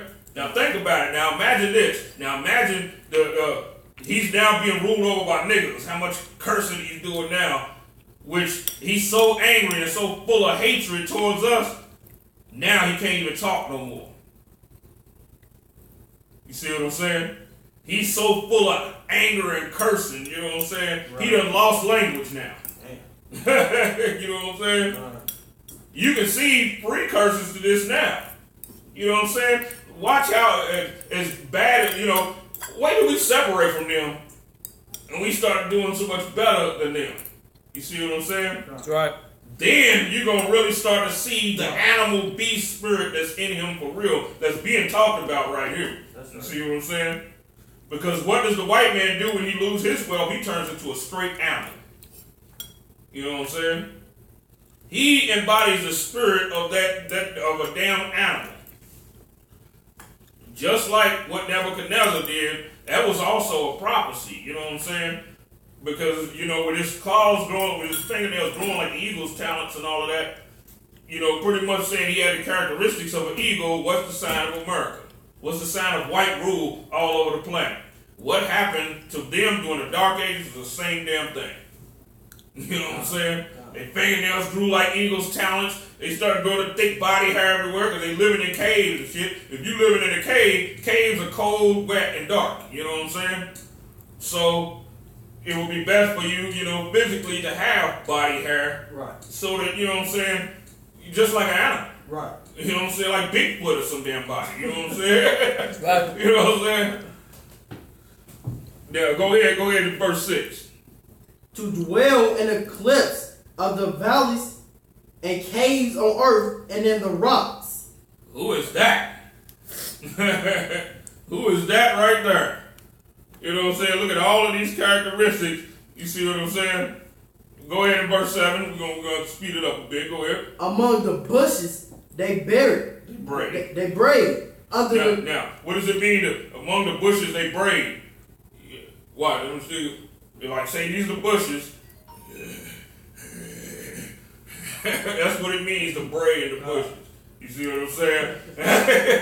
Now think about it. Got all the person with all his body hair, his nails will shoot out like this and everything, you know what I'm saying? He's grunting and he's like, that's the white man. That's him all damn day long. That's no other race right there. That's him. You know what I'm saying? That's why we go back up. Job said, what the hell could they strengthen their hands profit me? Can't profit me damn thing. You know what I'm saying? Why the hell would I keep, you know what I'm saying? Whose fathers I disdained even to have with the dogs of my flock. You know what I'm saying? If I could, there goes some pictures of Esau right here. Right. That's Esau right there. Come. There's some more in this book. I'm going to show the camera real quick. This is a book called Early Man. Early Man. And they ain't talking about his early white man. That's who it's talking about. That's him right there. That's the white man right there. You understand? Let me get one more image on it real quick. I know they had a real good image in here. Here you go. It's Esau right there. Right, all day long. Right. That's what he's looking like. Right. It's in the history books.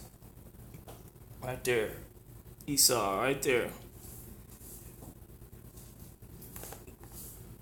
Go ahead, dog. You want to bring that out? So, now let's go down to verse 9.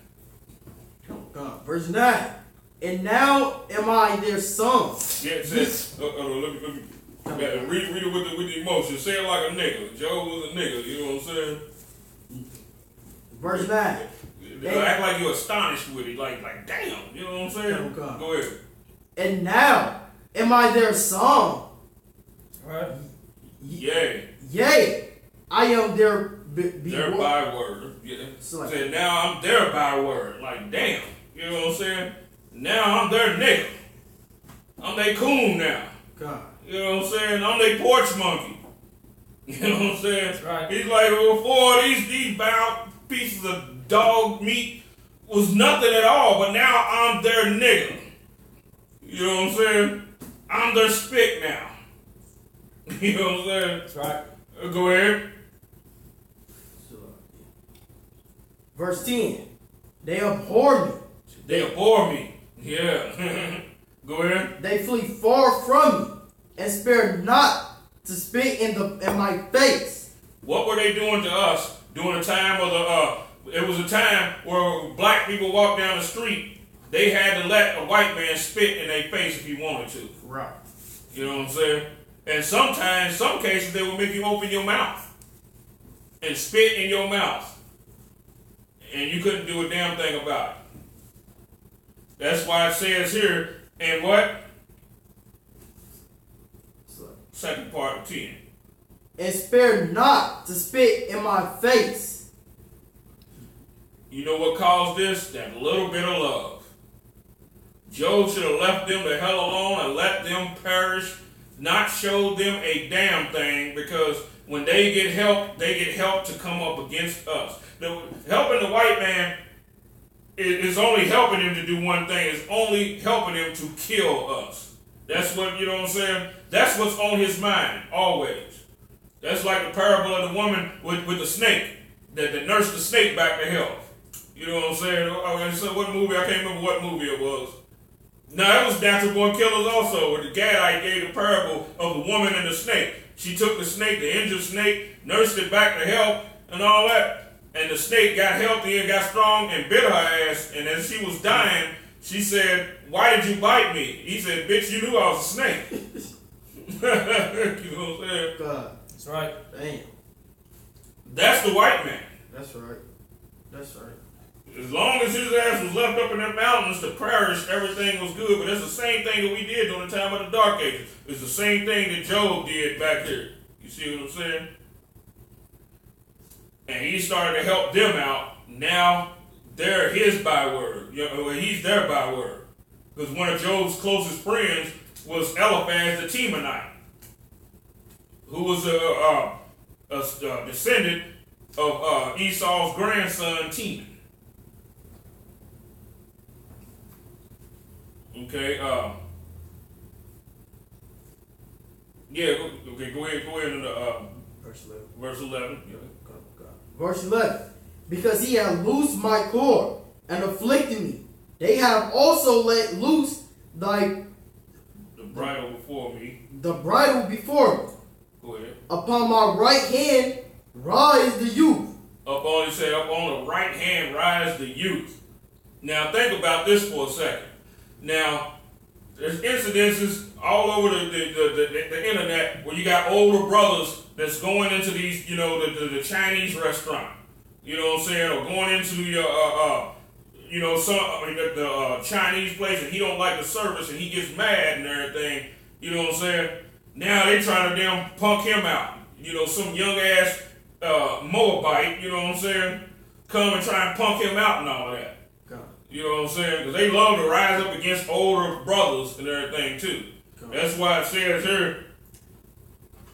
Go ahead and read that part again. Verse 12. Upon my right hand rise the youth. Go ahead. They push away my feet. Think about it. The places that you got to rest. You know what I'm saying? That's right. You supposed to be able to come in your crib, kick your feet up on the table, you know what I'm saying, and chill out for the day after a long damn days of work. You know what I'm saying? But now you're getting an eviction notice. You know what I'm saying? Right. You see what I'm saying? Your feet's being pushed away right where you should be relaxing at. You know what I'm saying?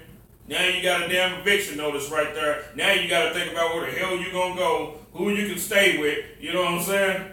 After working a hard, long-ass days of work, you and your woman getting mad, y'all arguing and everything. Now she got to go live with her family and everything, and you got to try and find somewhere to go. Right. You know what I'm saying? Read that part again. They push away. They push away my feet. There you go. Okay, go ahead. And they rise up against me and the ways of destruction. And raise up against them their ways of destruction. What's their ways of destruction? It's sin. Democracy. You know what I'm saying? That's right. Right and wrong is only based on what majority of people think. You know what I'm saying? Right. Okay, so if you think that it's okay, as long as everybody else thinks it's okay to sleep with another man's wife, you know what I'm saying? Majority rules.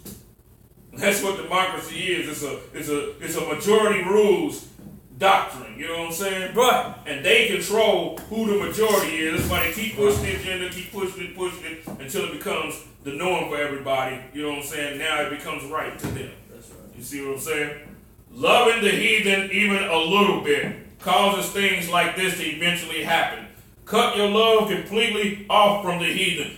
We are the Israelite School of Universal and Practical Knowledge under Commanding General Yohan. Pass it over to Nakash. Want to read the announcements?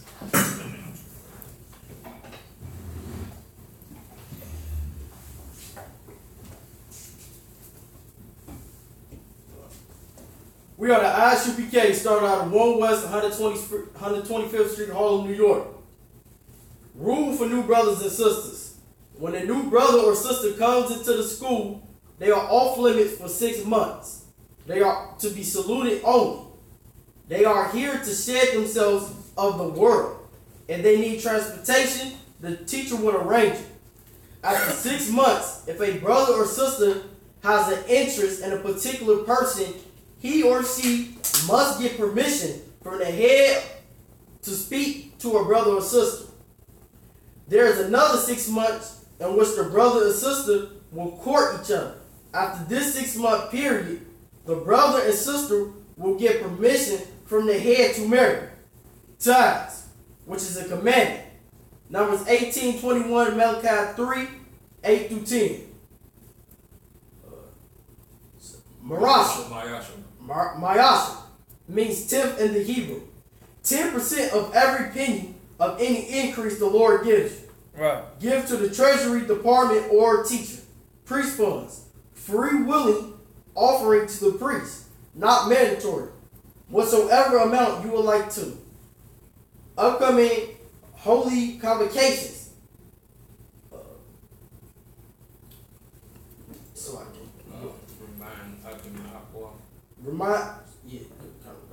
Announces high holy convocations. Tell them about today's. Today is a high holy. Today is a high holy day. Today is the Feast of Tabernacles. Tell them get to a school near you. Break bread with the priest and drink wine. Get to a school near you. Break bread with the priest and drink wine. Right. Remind Akim and Akwakim to check the bulletin board in a hallway if anyone wants to be a trooper in the school. Start wearing all black. Boots, shirts, pants, headscarves, headbands, and scarves. You gotta do all the prayers.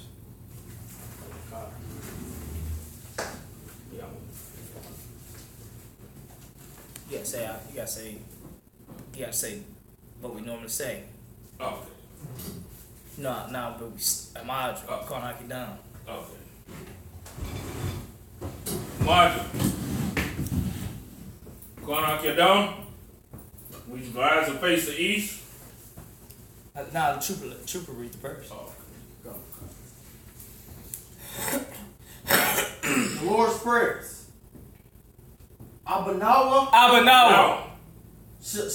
Shabbat Shemaim. Kodash. Hayah. Shemka. Yahweh. Malakwa.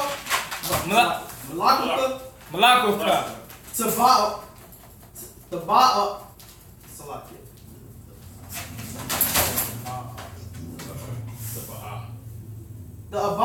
The Abba.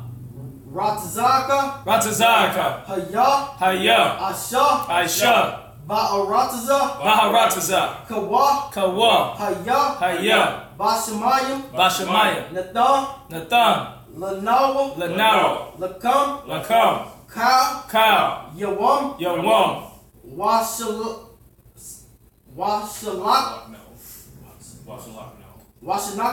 Washalaknau. Kabawati now. Kasalaknau.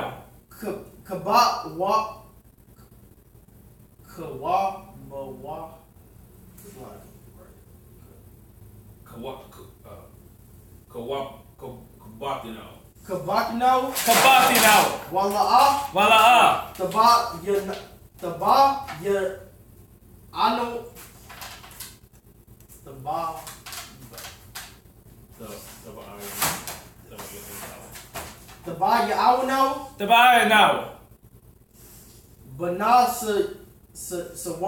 Banasawan. Abal. Hawashinawa. Mayan. Rod. Kaya. Laka. Hamalakwa. Allah.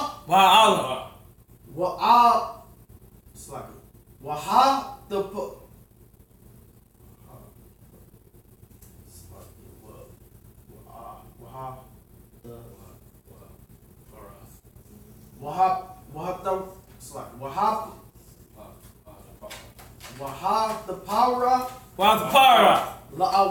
La'awalam. Amon. In English. Our Father, which art in heaven, hallowed be thy name. Yahweh, thy kingdom come. There will be done.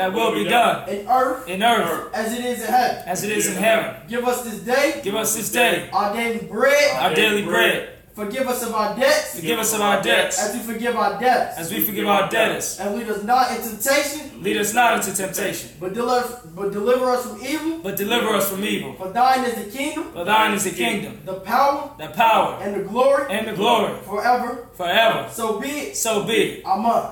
Amen. The blessings. Barak. Barak. Atah. Atah. Yahweh. Yahweh. Why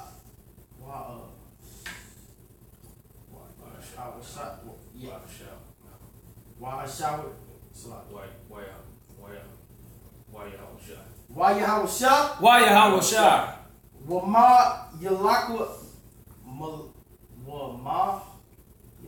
Yeah, just take your time. Wama Yaka Allah. Wama Yaka Allah. Wa'alaha. Wa'alahayim. Wa'alahayim. Matazah Ba'a. Matazabiyah. Allah.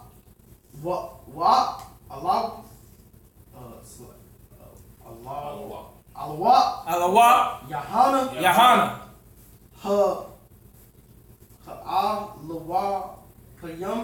Ha'alawapiyam. Hasha'an.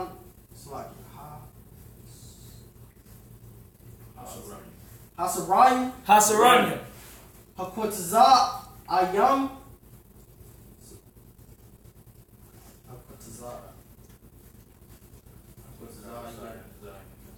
Hakwatazah Yaniyam. Hakwatazah Yaniyam. Haka Ya'ayam. Haka Ya'ayam.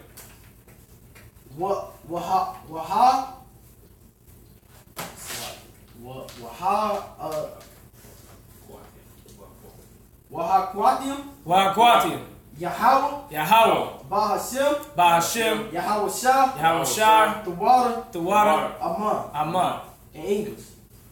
Bless you, Yahweh. Bless you, Yahweh. And Yahweh Shah. And Michael. And angels. And the angels. Commander General Yohana. Commander General Yohana. And the captains. The captains. And the generals. The generals. And the captains. And the captains. The officers. The officers. The troopers. The troopers. The sisters. The sisters. Yahweh. Yahweh. In the name of Yahweh Shah. In the name of Yahweh Shah. Thank you, so be. Thank you, so be.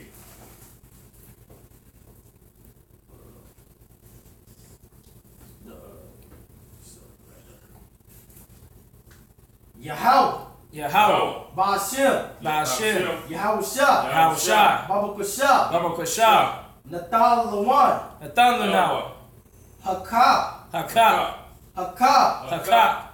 La Rapa'a. Kal Makala. Wakal Madawa. Haka. Lathal. Hamatazari. Haka.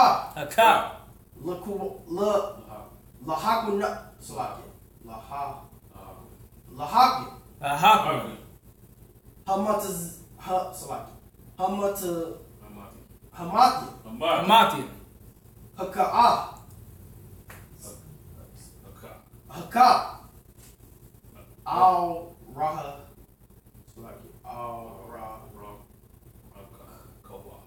Al-Rahakuwa. Arakawa.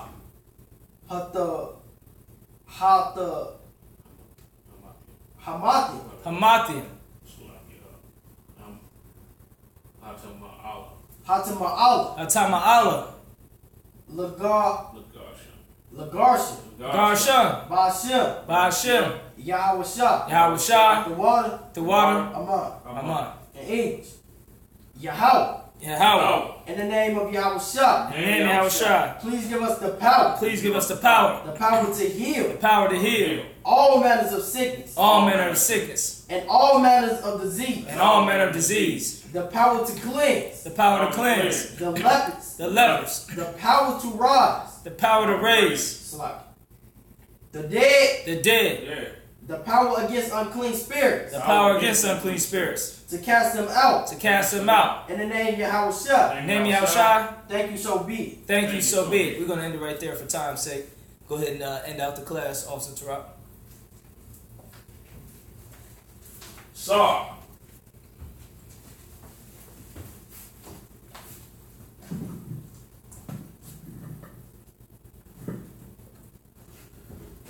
Almighty Shabbat. Almighty. Barak. Yahweh Ba'ashem Yahushua Barakatham. Kazmatah. Yazmatah. Yazmatah. Dismissed.